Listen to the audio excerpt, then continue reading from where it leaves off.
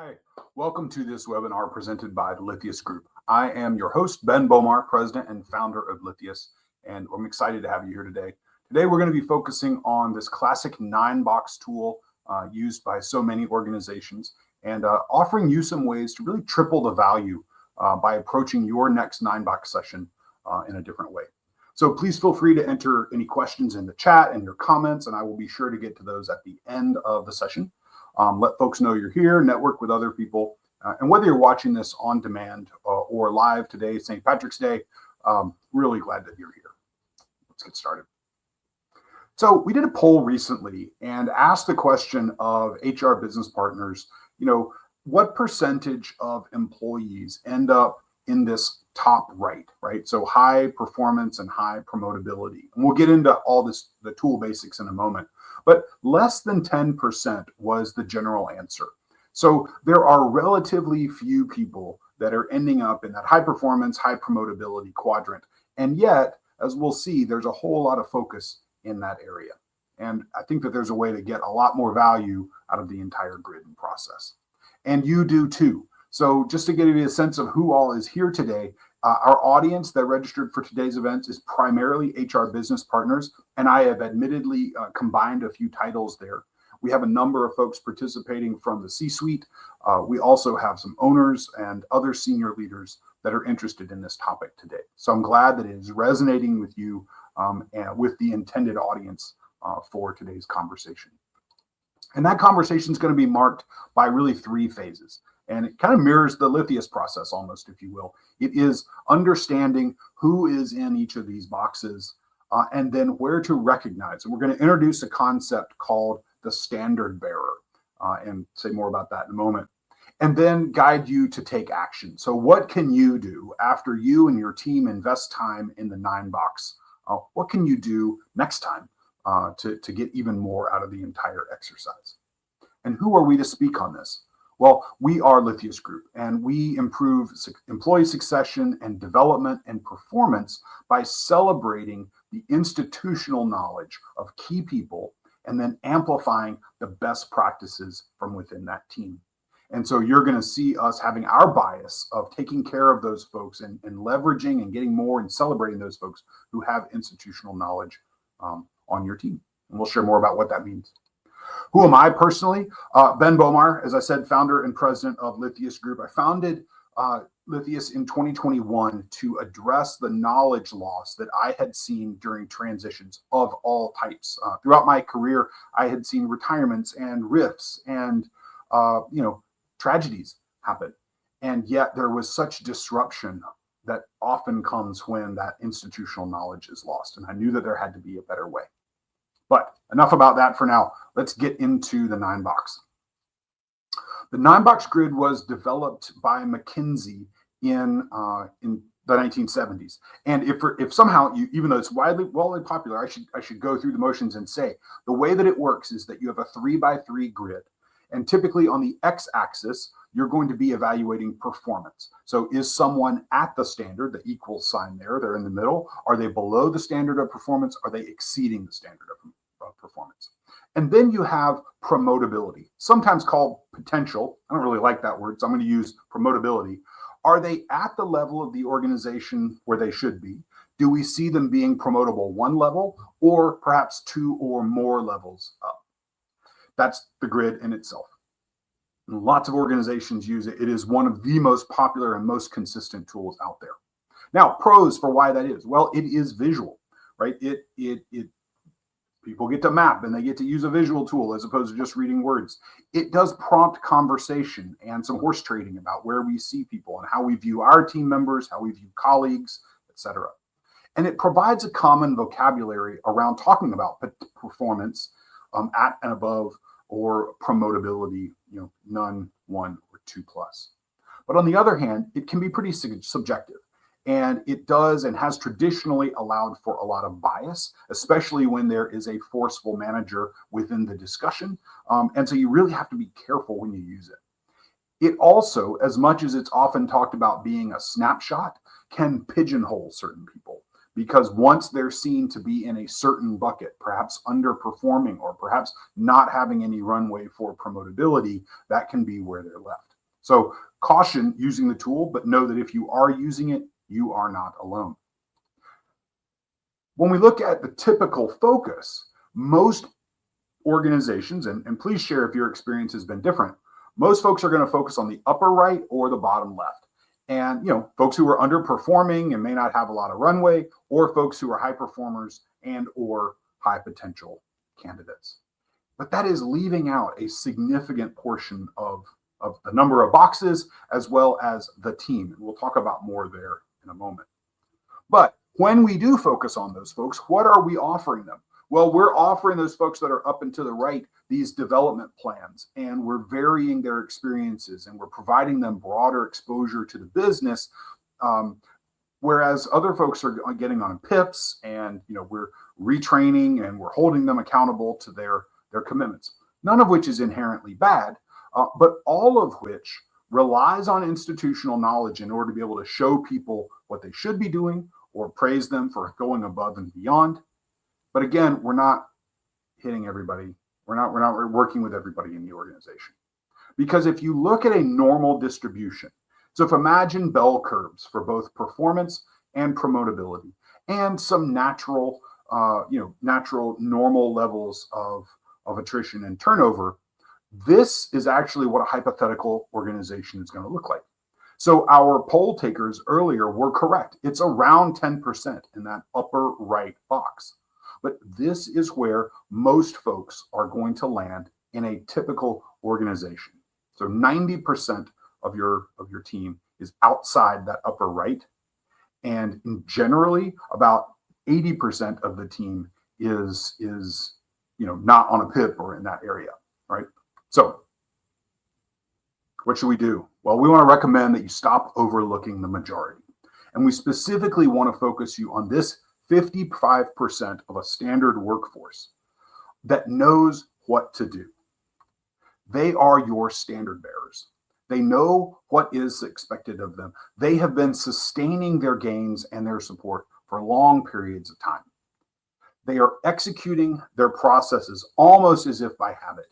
And they are the folks who have institutional knowledge within your organization. These are the folks that others can look to as the standard for what your organization looks for and how it operates when it's operating well. I've talked about institutional knowledge a lot. Let's give it a definition. We call it, and I'm going to read it verbatim, the combination of critical process skills, learned experience, and supportive networks that help make an individual successful. And you will find that in people with long tenures, deep subject matter expertise, and significant influence over strategic direction. Isn't that what we see within that 55%, that lower center of the grid?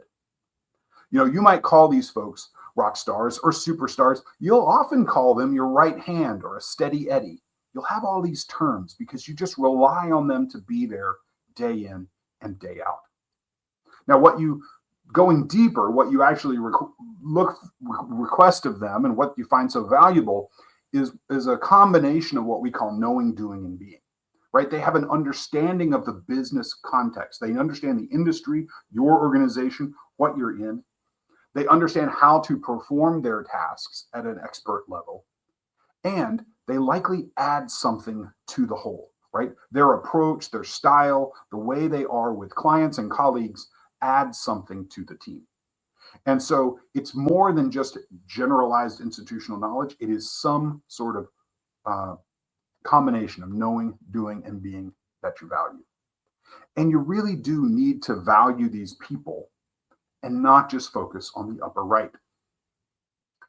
There was a study done in 1995 by some psychologists, Medvets, Maddie, and Gilvich, and they found that bronze medalists at the 1992 Summer Olympics were generally happier than silver medalists. Gold medalists, obviously the happiest, but what was interesting was that the silver were disappointed by what they had not achieved, whereas the bronze were happy to be on the podium at all, right? And the same is happening here. Many organizations make the mistake of just celebrating the high performers and the high potential folks. And what that does is it tells your standard bearers that you actually don't have a standard, right? Yes, we should celebrate those folks who go above and beyond and deliver something else. And we'll talk about them in a moment. But to do that while sacrificing the opportunity to hold up the standard bearers as the people who understand and are meeting your standards and are delivering your quality day in, day out for years, you really run the risk of demotivating them and creating some turnover issues for yourselves. So don't unintentionally send the message that you don't value the people who are meeting the standard, or potentially that there's no standard at all. But let's talk about those high performers. They are getting that edge, but I want to advise you against rushing to hold them up as the standards, right? Because they're setting themselves apart. They are gaining that edge. The little bits of their knowledge and innovation and exploration, you may not want that at a grand scale across your organization. It might not be right for others on the team, and it might not be appropriate to hold everyone, intentionally or unintentionally, hold up a standard, if you will, that going above and beyond, doing things differently every single time and innovating is what you expect from every single member. You might have a different culture, but I want to warn you against always holding up as the example those folks who are outside and beyond your standards. And think through that. Now, once we understand what our standard bearers know, and to a degree, the high performers, it's time to match the medium to the content.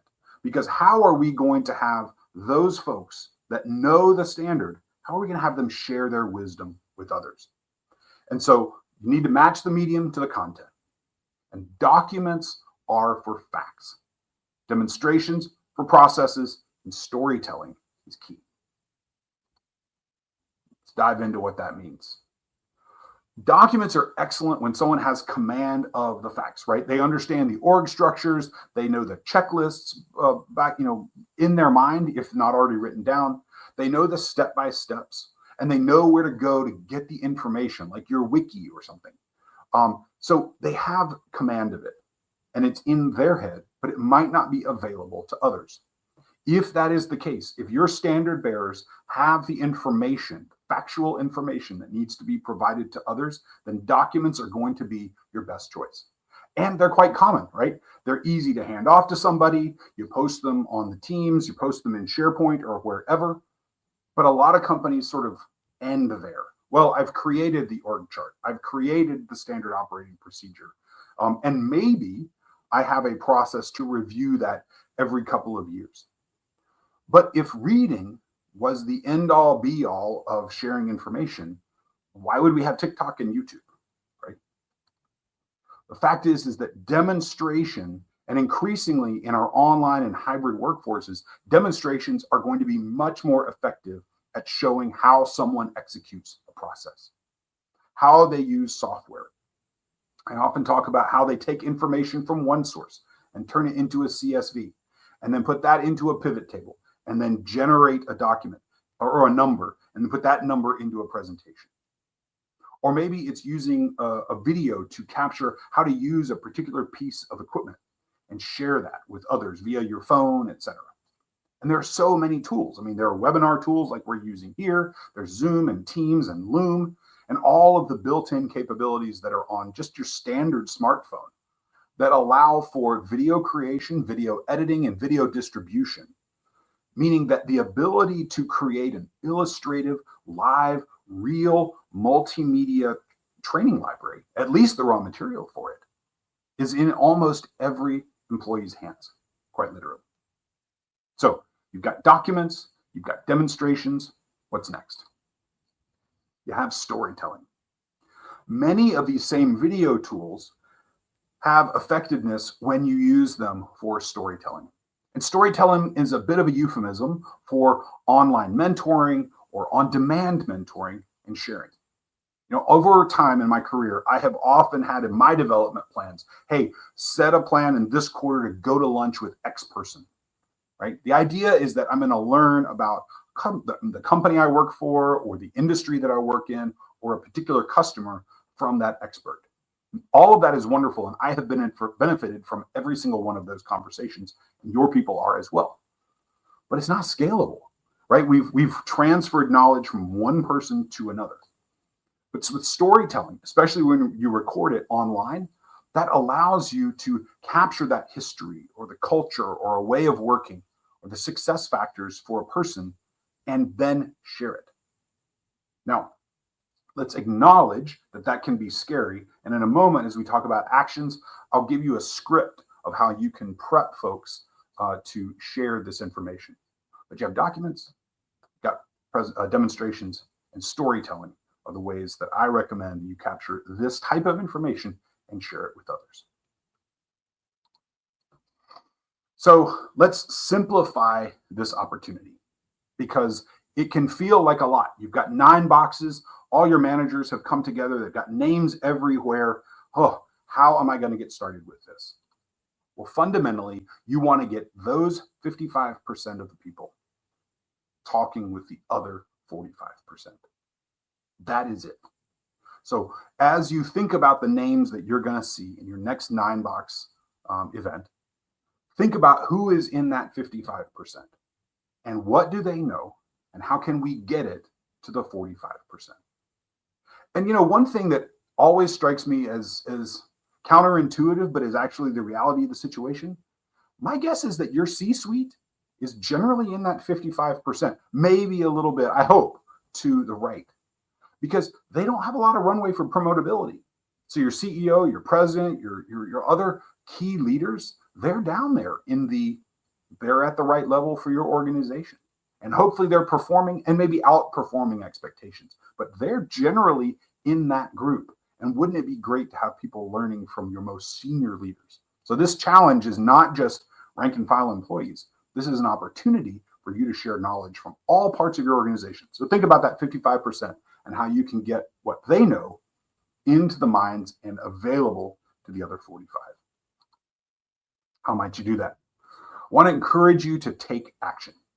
As a part of your next 9-box exercise, let's look at a couple of steps. First, either in the meeting or in preparation might even be better, ask each manager who is filling out their grid to identify one vital best practice, one vital piece of information, one vital process that each of their standard bearers only knows well. Then, coming out of that, from all of those best practices for that manager, select just one that would be most beneficial if more people knew how to do or knew about.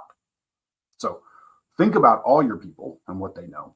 Think about those standard bearers, and then just have that manager pick one piece of information that would be great if it could be shared. And then commit to recognizing that person and celebrating them and their wisdom by documenting it over the course of the next 30 days. So we've taken all your team's knowledge, we've selected one, and we're saying in the next 30 days, we're going to find that one person, we're going to thank them, we're going to celebrate them, and we're going to have a way for them to share what they know with others. And then after you do that process, follow up with that standard bearer and the people who learned from them and hear their impressions. Figure out what it did for your engagement and the positive impact that I think is likely to have happened. As I mentioned earlier, that can be scary. Early on in the foundation of Lithyus, people said, "How are you going to attach a vacuum to people's brains?" No, it's not about that. It is about celebrating. It's about celebrating what people know and letting them know that they are appreciated. It is then about retaining what they know, using the tools that exist for almost every employee out there. And then sharing it because you've retained it with the express purpose of sharing it, right? There are folks who take on this exercise purely for a break glass in case of emergency style approach, but we do not recommend that. Instead, recognize the fact that your entire organization will be more productive, more secure, more resilient, and frankly, gratified if you would choose to start celebrating, retaining, and share. And I have not read this intentionally so that you can read this on your own. Stop, pause, do whatever. But this is an example script of a very simple conversation that you can have with someone in your organization who just knows a particular process or context or set of facts lights out. So what are the keys? Well, celebrate your team by valuing their wisdom. Share it using the appropriate medium, and then succeed and build the trust within your organization by achieving quick wins with trusted people that are going to stick around and feel that celebration and feel that appreciation. So if you value wisdom, you share it, you will succeed. And what is that going to transform your organization into? Well, your opportunity is to celebrate the single largest portion of your team, right? That 55% that's right there as the standard bearers. Once you have their materials, the people that you know you're going to point to later and say, do it like them, you can provide clarity to the folks who are not currently measuring up. And all of that is also going to give you the ability to understand the innovations of your high performers in context. Because truly, it's not just going to be managed by exception. Well, we know this person is outperforming, but we understand what our standard is. We can train folks in our standard, and then we can selectively choose to integrate the advantages and the edges of those high performers into our standards over time. So it's just a tremendous opportunity to impact positively every single box within the 9-box grid. And we know that it works. I am confident that through best practice documentation and planning for transitions and getting ahead of retirements, because if you do that, and if you use the 9-box as an annual opportunity, a snapshot of opportunities to move knowledge effectively and intentionally throughout your organization, you will find best practices are used better, transitions are easier, and retirements are much more celebratory and much less regretful. And we see this all the time with our clients. And regardless of the industry that you're in, we're pretty confident it's going to work for you, because we've seen it happen in manufacturing, we've seen it in healthcare and insurance, we've seen it in service and impact and traditional, what we call nonprofits. So any place where there is a nexus of needing to do it right and needing to do it in a way that matches your industry and your context, that's where this process works, whether we're involved or not. Now, where are we involved? Well, our core products are key person programs that are designed to support and help elicit all of this information intentionally from those people who know a lot about a lot. And our other product is the best practice program, where we do focus on those facts and processes that need to be documented, often from your subject matter experts, so that over time there is a whole library of multimedia content that educates your onboarded people and the people who've been with you for a while about what your standards and ways of working are. If any of that sounds interesting to you, and you can execute all this on your own, if any of that sounds interesting to you, we'd love to help you build a roadmap. Our first step is our survey session. No obligation. Set up a time for virtual 1 hour, and we're going to have a conversation to build your roadmap. We provide you that roadmap, and we show you where you can do it yourself and where we might be able to help. Yours to keep however you choose. So encourage you to set that up if any of this is sounding like you might like some help in just planning your next step. If that is not where you are right now, then I want to encourage you to email us and ask for this key person risk worksheet. Oftentimes it can be helpful. It's like telling a story. It can be helpful to think about those people within your organization that are your key people and connect them to your goals and see how important they are. Drop us a note, ask for this key person risk worksheet, fill it out, and if it prompts some thoughts, hey, get back to us. We're already a few conversations down the road to that typical survey session. So with that, we are coming in right at 25 minutes. I want to, again, say thank you for being here and watching live or on demand.